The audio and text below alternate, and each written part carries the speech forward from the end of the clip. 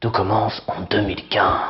Lors d'une foire, Steve est à la recherche de quelque chose de particulier. Il tombe sur une caisse qui ne paye pas de mine. Sur la bouteille était écrit Coffee Grain, mais tout portait à croire qu'il était tombé sur quelque chose d'unique. Était-ce le Graal? Mais en fait, pas du tout. Ouais.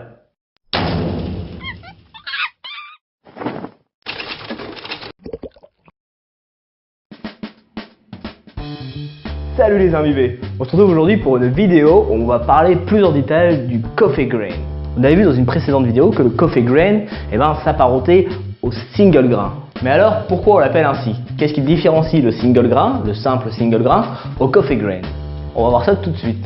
Par rapport à cette appellation, là tu te dis c'est génial, c'est une appellation vraiment unique qui va apporter des caractéristiques particulières à l'alcool. Mais en fait pas vraiment, c'est-à-dire que dans la fabrication du whisky, il existe deux principaux types d'alambic. On a le premier qui est l'alambic charentais, donc le pot still, qui est l'alambic traditionnel qu'on a vu dans la vidéo sur la fabrication des whiskies de malt. Et puis on a l'alambic à colonne, le Coffee Grain. Donc cet alambic est un petit peu différent, il est bien plus optimisé pour la fabrication des whiskies de grain. Alors comment ça fonctionne par rapport à un procédé basique? On a des colonnes avec des plaques de barbotage. Donc la définition du barbotage pour un gaz, c'est un peu, si vous voulez, l'action de passer à travers le liquide. On insère le distillat par le haut de la colonne. Celui-ci va se répartir de plateau en plateau, majoritairement par les systèmes d'évacuation qui se trouvent sur les côtés. On insère avec une pression assez forte de la vapeur d'eau à la base de la colonne. La vapeur d'eau va passer par les perforations des plaques de barbotage, il va se créer de petites cloches, et tout élément extrêmement volatile tel que l'ester ou l'alcool va être capté par la vapeur d'eau, elle va se charger de tous les éléments volatiles du distillat pour remonter et être condensé pour obtenir la préparation finale. Si ce système pourrait être vu en premier lieu comme plus adapté à la fabrication des whiskies de grain, en réalité il n'en est rien puisque on peut très bien réaliser des whiskies de grain avec des alambics charentais. Cette solution est généralement choisie grâce à son coût qui est moins élevé et qui offre des résultats vraiment satisfaisants.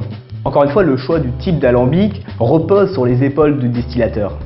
Mais alors, d'où provient ce terme, coffee? Celui-ci provient tout simplement du nom de la personne qui a créé l'instrument, Anais Coffey.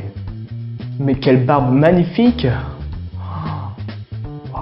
Donc Anais est né en 1780 à Calais, dans le nord de la France. Il est né en France, mais est issu de deux parents irlandais, et après avoir vécu cette première année en France, il retourne en Irlande.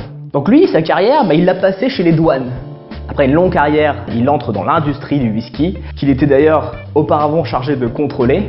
Ce n'est ensuite qu'en 1830 qu'il crée l'alambic à colonne, donc le Coffee Still. Donc il reprend l'idée d'un Écossais qui avait mis le processus en place et l'améliore pour pouvoir distiller un whisky à base de grains beaucoup plus facilement et avec un coût bien moindre.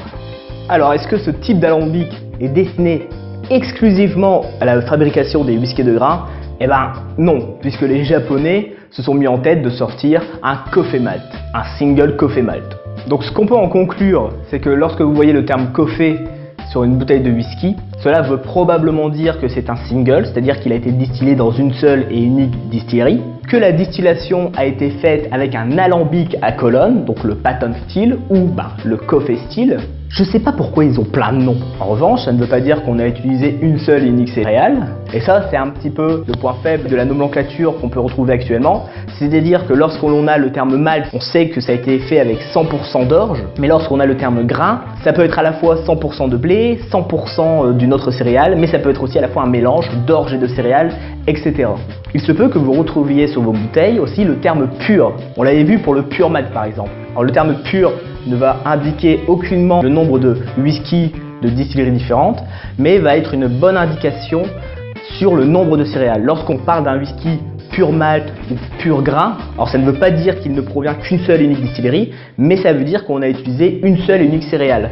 Pur malt, ça va être donc de l'orge. Pur grain, généralement, ça va être précisé. Je reprends toujours cet exemple, mais le whisky français est dû. On a écrit single distillery.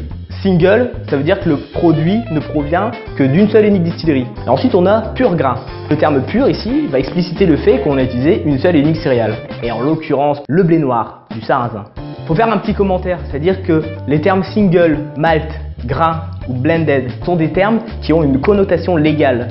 C'est-à-dire qu'on ne peut pas mettre single si le whisky est un mélange de whisky provenant de distilleries différentes. Pour le terme pur, il n'y a pas vraiment de législation, donc il faut juste faire attention.